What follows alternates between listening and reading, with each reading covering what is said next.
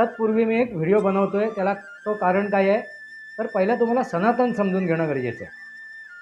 मित्रांनो, मी सनातनी आहे, कट्टर सनातनी आहे, पण मी हिंदू नाही आहे. मी कट्टर सनातनी आहे पण हिंदू नाही आहे. मी असं का म्हणतोय?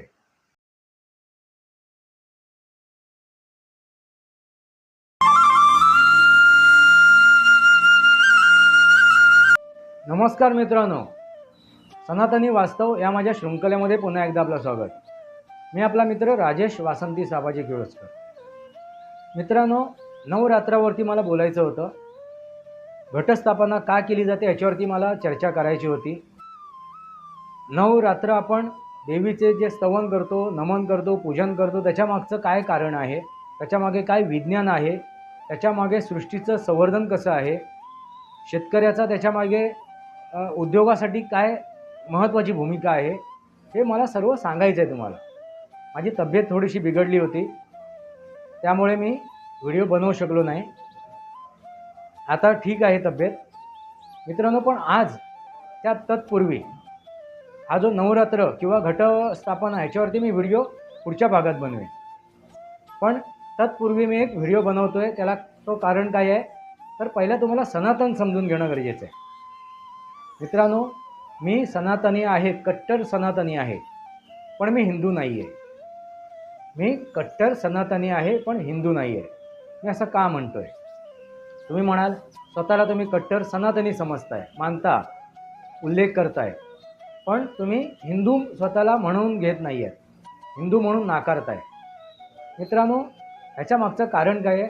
जर तुम्ही सनातनी असाल तर तुम्हाला कुठलंही ब्रीथ लावणं गरजेचं नाही, कुठलंही विशेषण लावण्याचं गरजेचं नाही. कारण मूळ धर्म हा सनातनच आहे. मूळ धर्म आणि हा एकमेव धर्म आहे. या पृथ्वी तलावरती एकमेव धर्म आहे, तो सनातन धर्म आहे. बाकीचे ज्या गोष्टी आहेत ना, ते तथाकथित आहेत.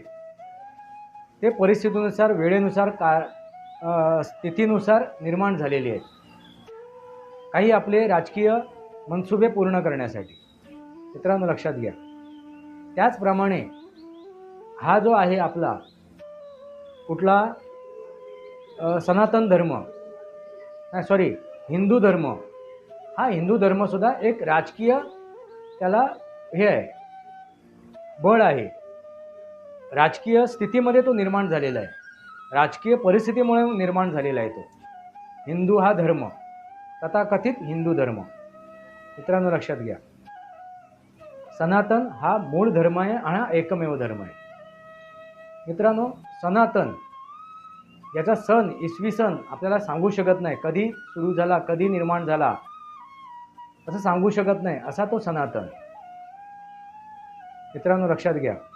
दुसरा, ते सनातन म्हणजे ते अनंत आहे. ते अनंत आहे, ते कधीच संपू शकणार नाही, कोणी संपू शकणार नाही, कोणी नेस्तानाभूत करू शकणार नाही, असा ते अनंत आहे, तो सनातन. कधी सुरू झाला आणि कधी संपणार हे कोणी सांगू शकत नाही, असा तो अनंत, असा तो सनातन.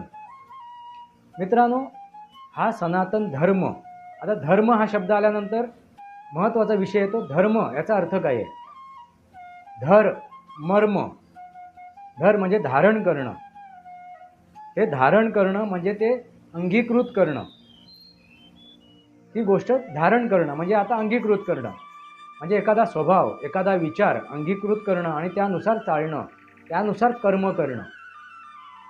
म्हणजे आधी ते धारण करायला पाहिजे, आधी ते स्वीकारायला पाहिजे, तरच तुम्ही त्यानुसार चालाल, त्यानुसार तुम्ही काय कराल? प्रवास कराल, त्यानुसार वागाल. मग ते धारण करणं गरजेचं आहे. म्हणजे धर्म, धर, धारण करणं. आणि मर्म म्हणजे त्याचा आशय. मर्म म्हणजे आशय. आता जर एखादी गोष्ट तुम्हाला मी सांगतोय, त्या गोष्टीचा तुम्हाला आशयच नाही कळला तर तुम्ही ते धारण कसं करू शकता? त्याचा आशय कळणं गरजेचं आहे, ते परिपक्वमध्ये समजणे गरजेचं आहे, त्याचा अर्थ समजणे गरजेचं आहे. जर तुम्हाला ती गोष्ट कळली, समजली, त्याचा आशय, त्याचा मूळ हे जर तुम्हाला कळलं तरच ते तुम्ही धारण करून ते आचरणात आणू शकता. मित्रांनो, लक्षात घ्या. आणि ते कर्मानुसार तुम्ही ते सिद्ध करू शकता आचरणात आणून. म्हणजे धर्माचा अर्थ तुमच्या लक्षात आला असेल. धर्म म्हणजे धारण करणं, ते मर्म जाणून धारण करणं आणि त्यानुसार कर्म करणं. मित्रांनो लक्षात आलं का? मर्म जाणून ती गोष्ट धारण करणं आणि त्यानुसार कर्म करणं, ही सोपी त्याची परिभाषा झाली. मग मर्म जाणलं तो म्हणजे मला कळलं काय आहे, मला ही गोष्ट करायची आहे, त्याचा आशय कळलं, त्याचं वास्तव कळलं, त्याचं सत्य कळलं, तरच ती गोष्ट मी पूर्णत्वास नेऊ शकतो. म्हणजे एक उदाहरण देतो मी मित्रांनो, की आपण गणित हा विषय जर घेतला तर गणिताचं सूत्र जर तुमच्या लक्षात आलं, एक सूत्र जर लक्षात आलं, तर तुम्ही त्या सूत्राप्रमाणे इतर गणितंसुद्धा सोडवू शकता त्या सूत्राप्रमाणे. मग तो आशय, ते मर्म म्हणजे ते सूत्र, हे ज्यावेळी तुमच्या लक्षात येईल त्या वेळेलाच तुम्ही ते गणित, इतर जे गणिताचे प्रश्न आहेत, इतर जे गणिताचं हे आहे अध्याय आहेत, ते तुम्ही सोडवू शकता एका सूत्र लक्षात आल्यानंतर. मित्रांनो लक्षात आलं का? तसंच विज्ञानाचं सूत्र तुमच्या जर लक्षात आलं तर त्या विज्ञानाच्या सूत्रानुसारच तुम्ही ती गोष्ट घडवू शकता. सूत्र कुठलं? आता समजा पाण्याचं सूत्र काय आहे? H2O म्हणजे हायड्रोजन आणि ऑक्सिजन.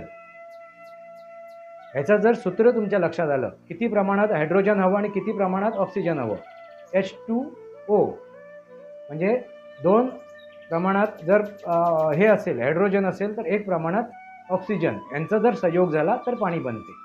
म्हणजे सूत्र कळलं, त्याचं मर्म जर कळलं तुम्हाला, त्याचं वास्तव कळलं. मित्रांनो लक्षात आलं का? म्हणजे धर्माचा अर्थ काय? तर मर्म जाणून ते धारण करून त्या प्रकारे कर्म करणं. आता मला काय कळलं? मर्म कळलं, H2O, ते धारण कळलं, ते मी स्वीकारलं आणि त्यानुसार कर्म केलं, त्याचवेळी ते पाणी बनलेलं आहे. मित्रांनो लक्षात घ्या, धर्माचा अर्थ कर्म, कर्मण्ये वाधिकार असते. मित्रांनो, सनातन धर्म किंवा सनातन संस्कृती ही विज्ञानावरती आधारित आहे. 100% विज्ञान, त्याच्या व्यतिरिक्त दुसरं काहीच नाही त्याच्यात. 100% विज्ञान. सृष्टीला आधारून, सृष्टीला समोर ठेवून, सृष्टीच्या आधारे हे काय विज्ञान आहे. आणि त्या विज्ञानानुसार जो आपण कर्म करतो, ते धारण करून जे कर्म करतो, ते मर्म जाणून जे कर्म करतो, तो झाला सनातन धर्म, ती झाली सनातन संस्कृती. मित्रांनो, सनातन धर्मामध्ये आपण म्हणतो जे ब्रह्मांडी तेच पिंडी. आता ब्रह्मांडी काय आहे? तर पंचमहाभूत, पंचतत्व, अग्नी, वायू, जल, आकाश, पृथ्वी, हे पंचतत्व जसं ब्रह्मांडात आहे तसं पिंडात सुद्धा आहे. कोणाच्या पिंडात आहे? तर मनुष्य प्राण्याच्या पिंडात. मनुष्य प्राणी हा पंचतत्वाने बनलेला आहे. मित्रांनो लक्षात घ्या, अग्नी, वायू, जल, आकाश, पृथ्वी, म्हणून आपण म्हणतो जे ब्रह्मांडी ते पिंडी. म्हणजे काय आहे? विज्ञान. 4 पायाचा जो प्राणी आहे त्याच्यामध्ये फक्त 4च तत्व आहे. या 5 तत्वामधला कुठला तरी एक तत्व त्यांच्यामध्ये कमी आहे, म्हणून ते फक्त 4 तत्वाचे आहेत. असं हळूहळू जर आपण पुढे जाऊ तर बॅक्टेरियापर्यंत जर गेलो, बॅक्टेरियापर्यंत, त्या विषाणू जीवाणूपर्यंत गेलो आपण, तर आपल्याला एक तत्व मिळेल. म्हणजे जो कोरोना आला होता, उदाहरणार्थ कोरोना हा एका तत्वाचा होता.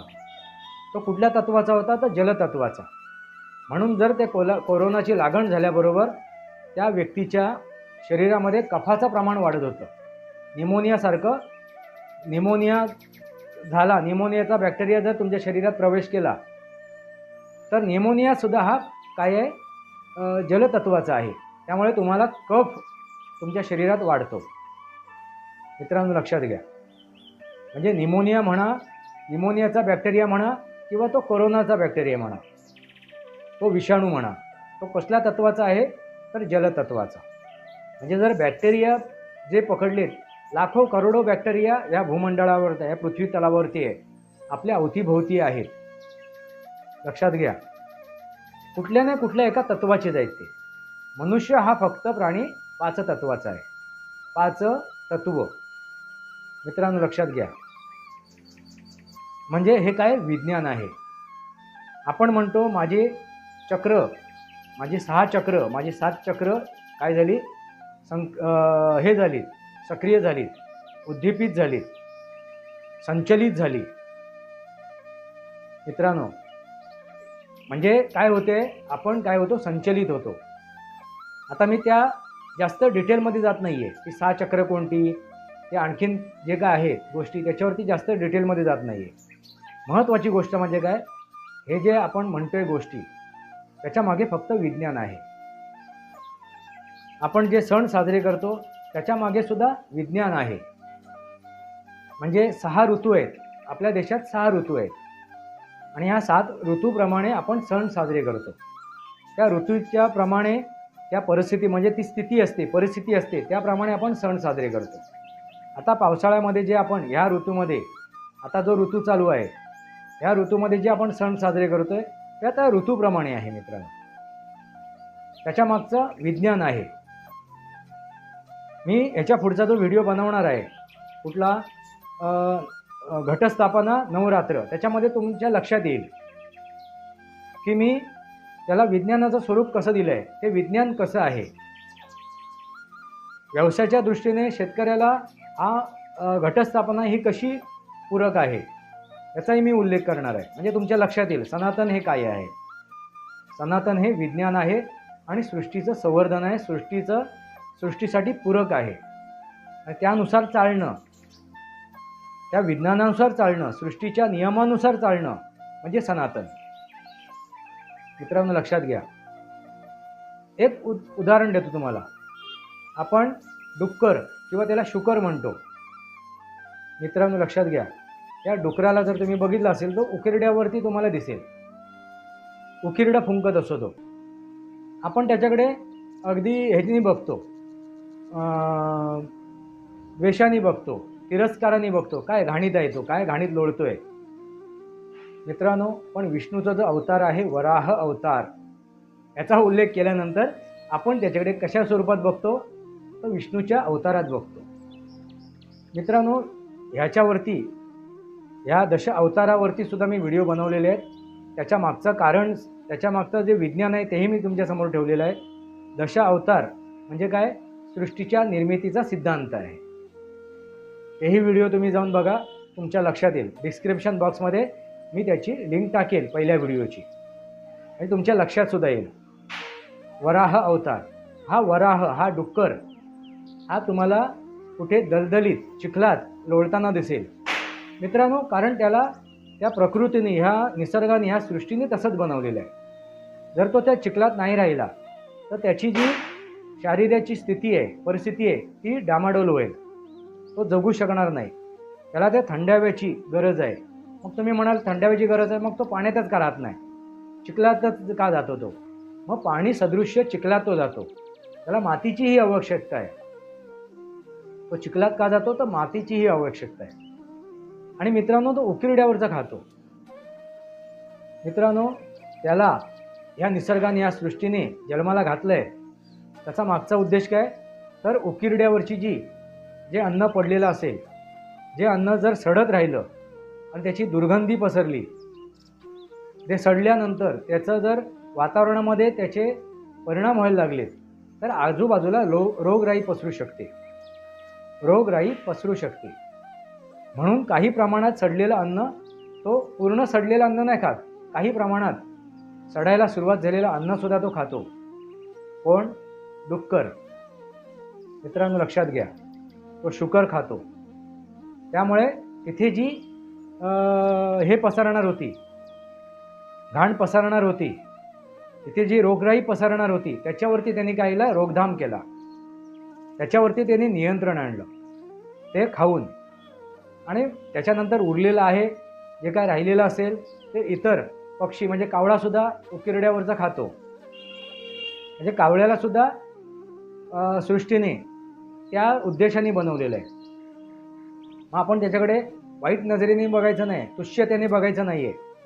कावळा म्हणा किंवा डुक्कर म्हणा किंवा त्या उकिरड्यावर राहणारे काय जीवजंतू असतील, ते आपलं काम, आपलं कर्म म्हणजे धर्म, लक्षात घ्या, हाच धर्म तुम्हाला मला सांगायचं आहे. आपलं धर्म, आपलं कर्म इमाने इद्बाराने करतो. तो सृष्टीकडे तक्रार नाही करत, मला का उकिरड्यावरती जन्माला घातलंस, मला का उकिरडा फुंकायला लावतोयस, असं तो सुवळ, असा तो डुक्कर, असा तो वराह, विष्णूचा अवतार. मित्रांनो लक्षात घ्या, असं तो सृष्टीकडे तक्रार नाही करत. तो आपलं काम इमाने इतबाराने करतो आणि तो सुद्धा कोण आहे? सनातनी आहे. म्हणजे सृष्टीचे नियम कायदा पाळणारा, विज्ञानानुसार चालणारा, त्याला नेमून दिलेलं कर्म करणारा असा प्रत्येक प्राणी हा कोण आहे? सनातनी आहे. मग मित्रांनो, आपण ज्यांना जनावरं म्हणतो ते जनावरं कट्टर सनातनी आहेत. पण आपण जो मनुष्य प्राणी आहे तो आता भरकटलेला आहे, तो दिशाभूल झाली त्याची. मित्रांनो लक्षात घ्या, तो भटकलेला आहे आणि तो सनातनपासून खूप कोसो दूर गेलेला आहे. जर तुम्हाला गीता संदेश तुम्ही जर वाचलात तर तुमच्या लक्षात येईल श्रीकृष्णाने काय सांगितलं आहे गीता संदेशमध्ये. दुसरं 4 वेद जर तुम्ही वाचले तर तुमच्या लक्षात येईल 4 वेदांमध्ये काय आहे. उपनिषदं जर तुम्ही वाचली तर तुमच्या लक्षात येईल त्या उपनिषदांमध्ये काय आहे. 16 पुराणं जर वाचलीत, 18 पुराणं जर वाचलीत तर तुमच्या लक्षात येईल पुराणामध्ये काय आहे. ते 6 शास्त्र जर वाचलीत तुम्ही तर तुमच्या लक्षात येईल त्या शास्त्रांमध्ये काय आहे. फक्त आणि फक्त विज्ञान आहे, सृष्टीचं संवर्धन आहे आणि सृष्टीचे नियम पाळणं, सृष्टीचा कायदा पाळणं. पण मनुष्य प्राणी तसा वागतोय का? म्हणून मी म्हणालो मी स्वतः सनातनी आहे. मित्रांनो, मी कट्टर सनातनी आहे, पण मी हिंदू नाही आहे. असं मी का म्हणालो? आता याचा अर्थ तुमच्या लक्षात आलाच असेल. हिंदू हा जो विषय आहे हा राजकीय विषय आहे. हा कधी आला? मोगलानंतर आला. हिंदूचा अर्थसुद्धा काय आहे? हीन गोष्टीपासून दूर राहणारा तो हिंदू. सिंधू ह्या नावामधून, सिंधू संस्कृतीमधून हिंदू हा शब्द आला आहे. मित्रांनो लक्षात घ्या, पण मी हिंदू शब्दाचा सुद्धा फोड केला आहे. हीन गोष्टीपासून दूर राहणारा तो हिंदू. मग हीन गोष्टीपासून तो दूर राहतोय का? तो सनातनी आहे का? तो सनातनच्या मार्गावर चालतोय का? तो सृष्टीचं नियम, सृष्टीचे कायदे पाळतोय का? तर नाही मित्रांनो. मग तुम्ही सनातनी आहात का? मी तुम्हाला प्रश्न करतोय, तुम्ही सनातनी आहात का? मित्रांनो, खूप अघात गोष्ट ही सनातनवर बोलणं. ही एका 10-15 मिनिटाच्या व्हिडिओमध्ये मी तुम्हाला एक्सप्लेन नाही करू शकत. पण जेवढं मला तुम्हाला सांगायचं आहे, लक्षात आणून द्यायचं आहे, ते तुमच्या लक्षात आलंच असेल. मित्रांनो, ह्या अगोदरचे काय मी व्हिडिओ बनवले आहेत ना, त्याच्यावरती तुमच्या लक्षात येईल. अगदी गणेश चतुर्थीपासूनच्या वरती जो व्हिडिओ बनवला आहे तो तरी तुम्ही ऐकलात. गणेश चतुर्थी आपण का साजरी करतो, त्याच्या मागचं विज्ञान काय आहे, त्याच्यामध्ये सृष्टीचं संवर्धन काय आहे, तेही तुमच्या लक्षात येईल. आणि पुढचा येणारा जो व्हिडिओ मी बनवणार आहे नवरात्रावरती, त्या घटस्थापनेवरती, त्यावरही तुमच्या लक्षात येईल सनातन काय आहे. मग तुम्ही सनातनी आहात का? आम्ही सनातनपासून कोसो दूर गेलेलो आहोत. आपल्या पुढच्या पिढीला जर सनातन समजून सांगायचं असेल तर अगोदर आपल्याला सनातन माहिती असावं, त्याचं ज्ञान असायला पाहिजे. मग आता तुम्ही विचार कराल ते ज्ञान कुठून मिळणार? तर 4 वेदांमधून मिळेल, 18 पुराणामधून मिळेल, उपनिषदांमधून मिळेल, त्या 6 शास्त्रामधून मिळेल, गीता रहस्यामधून मिळेल. अनेक ग्रंथ आहेत, अनेक गोष्टी लिहून ठेवल्या आहेत आपल्या पूर्वजांनी, ज्याला आपण ऋषीमुनी म्हणतो. हे वैज्ञानिक होते, फक्त त्यांच्याकडे बघण्याचा दृष्टिकोन आपला चुकीचा राहिला. आपण त्यांना बाबा बुवा म्हणून समजायला लागलो. हे वैज्ञानिक होते, ऋषीमुनी. आता ऋषींचा अर्थ काय, मुनींचा अर्थ काय, हेही समजून घेणं गरजेचं आहे. मित्रांनो, एका एका टप्प्यावरती मी एक एक माहिती देत जाईन तुम्हाला सनातनबद्दल.